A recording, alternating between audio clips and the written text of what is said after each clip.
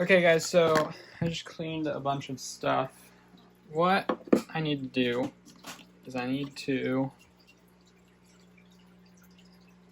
There are both of those guys in there. I need to add this in. I'm wondering where exactly I want it. I think I want it like there, but like inside. So basically what's happened is after this, new gecko was born and it looks awesome. But what it's made me do is it's made me reevaluate exactly which geckos I want to keep, because in the long run I can't keep a ton of geckos just because that's unrealistic thing to want to do. So, and also it's just a lot. So I'm adding this in so I can hopefully get these guys to start eating on their own, which will save time for me, but also it will make them sellable, because I don't really feel comfortable selling animals that won't eat on their own, because that's what's expected of crested geckos. So I've accomplished that with the babies, but these guys I've been hand feeding for a while. So once I get more food cups, then I will start putting food in there and expecting them to eat that on their own. But basically my original plan was to keep these two because they were the first ones. Then I was going to keep, let's see, this guy right here and this one? Yeah, this guy and that one down below, because those are the first two Darwin babies. And as you can see here, we have Darwin in this enclosure and then Teddy in this one. So these were the first two Teddy babies. The other ones are, these ones are the first two Darwin babies. But what I'm actually thinking is that I'll just keep one of each of those two groups, essentially. So I have the two Darwin babies, I'll keep one of those, and then I have the two Teddy babies that are the first, and I'll keep one of those. The problem is, it's not an obvious one in either group, because in here we have these two guys, and we have that one back there, which is Christopher, who eats really well, but isn't particularly beautiful or anything. And then we have Finnick, who looks really nice, but is kind of finicky about eating for me. So considering I'm gonna have to like feed them, I don't know which one I want to deal with there. And then it's kind of similar in here. Like one of these has spots and looks really cool, and then the other one is really dark and looks really cool. And one of them eats better than the other one, but that could change because they're still young. So basically what's going to happen is I'm selecting certain ones that I want to keep until maturity. So I want to keep until I'm like, oh, this is definitely female, or oh, this is definitely male, and then I can decide. So I have those four. None of the other ones have piqued my interest that much until we got to this one right here, who will definitely be raised to maturity. And it doesn't even matter what gender it is probably going to be kept by me. I mean, if it's a male, that's good. If it's a female, that's good. Like either way, it would be great to have a gecko that looks like that. So that will be happening. The other ones I'll have to decide once they're of age, and then I can kind of consider certain things within that area of things. But that's what's happening there. Anyway, I need to add the other thing in, and I've ran out of these because I just washed the same ones, and I just was given these with my geckos, so I don't actually have any more. So I bought a bunch of them. But they haven't arrived yet, so I have those, and that's kind of the same situation with these. I've just been given them, I just wash them and everything, so that's what's happening with these guys. But everybody's doing well. I just take care of them. They just kind of do their thing. All of these guys are, or these guys are successfully eating on their own. Honestly, I might just start letting the two in here eat on their own, because I've been hand feeding the two that I planned on keeping.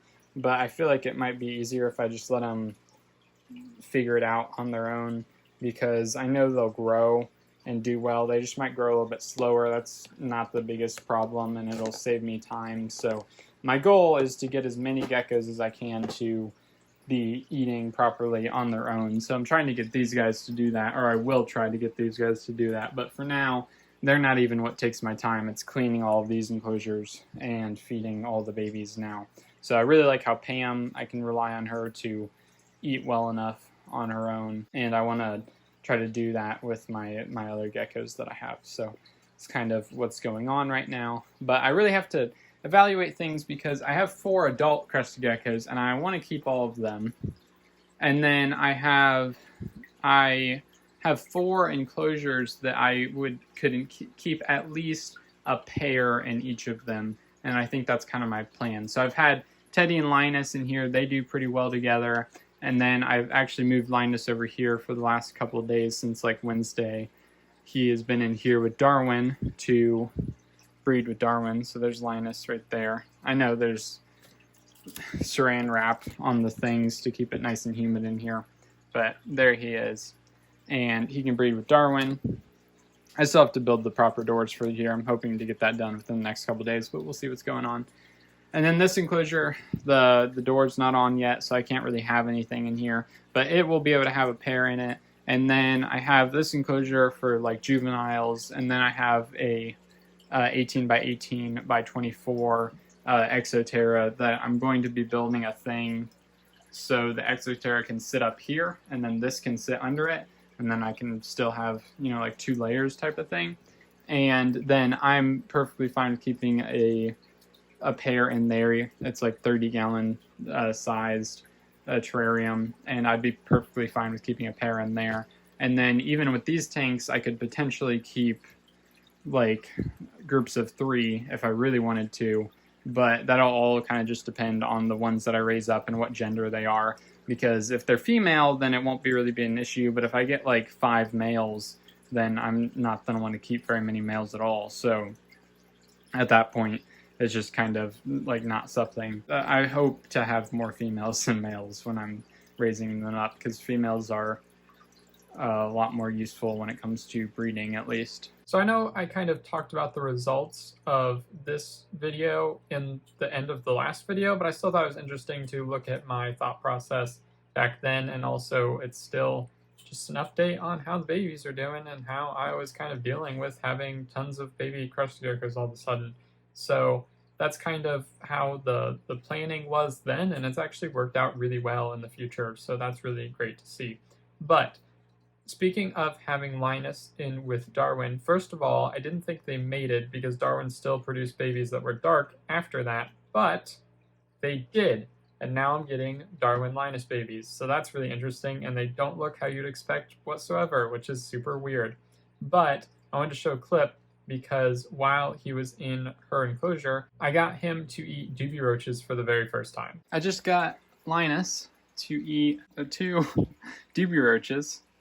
Goodness, which he's never done before, ever. I've gotten him to eat a dubia roach once in the entire time of keeping him, and that was on Wednesday, and now it's Saturday. The trick to getting crested geckos to eat dubia roaches, if they don't particularly like dubia roaches, is to cut open the dubia roach and then put it so they can lick it, because they're used to licking stuff, and generally somehow it like clicks in their head different than like the powdered food does. And then they go to bite it pretty much right after that. Or they just lick it enough that you can kind of put it in their mouth, and then they'll eat it like a thing. So he used to eat crickets when he was smaller and younger. And he wouldn't eat anything else for me. So for a while he went off Crested Gecko diet completely, and I had to buy crickets for him. And then I got him back onto the diet, and then I stopped feeding him insects, because my diet contains, the Crested Gecko diet contains, you know, stuff. It can be fed solely, but I give the females dubia roaches as they want, and Teddy's particularly fond of them. She always has been, but Linus has never eaten them. But it seems like now maybe he will eat them from me. So that is awesome. I was very excited about that because never been able to do that before. So I fed him one that I cut the head off of, and then I put another one in front of him. He licked it, and then he ate that one too. And then she ate one, and Teddy ate 2, and she's looking like she either wants another one or she wants some diet now. So all very interesting and exciting. What I've learned since filming these videos is that the geckos actually eat better when they're not hand-fed. So getting them from the start to learn how to eat on their own is actually far better, because once I got Teddy and Linus and my other adult Crested Geckos to start eating on their own, both the Crested Gecko diet and dubia roaches, they grew a lot more, and they're bigger now just in general because they eat on their own, which isn't like they're fatter, like they've grown completely, because they can choose when to eat and they always have that option. But the babies actually grow faster and do better, and I don't hand feed any of the babies. I don't try that. They always figure out how to eat. I haven't had any problems with that. When they're very born, I offer them dubia roaches and the Crested Gecko diet, and they grow quite well. I could offer dubia roaches the entire time, but instead, once they get to a certain age, maybe 2 to 3 months old, I kind of take that option away, so then they just have to eat the gecko diet, which they do grow more slowly that way, but I want to ensure that they are eating Crested Gecko diet on their own, because I feel that that is important when you're trying to sell geckos, that you can ensure that that is the case to anyone who wants to buy them, because that is kind of what Crested Geckos are all about. You just do the powder diet, you don't have to deal with insects if you don't want to, and that's the case. But they will eat insects if you provide them. Most will anyway. Some might not. Like Linus isn't the biggest fan of them. Neither is Darwin. Teddy's really into them. So it just kind of depends on the gecko. But most will, and especially if you raise them with it, they tend to be interested in insects. So that's going to be it for this video. I hope that you enjoyed. If you did, like it down below. If you have any comments or concerns, comments below. And if for more content, then subscribe. Have a great day.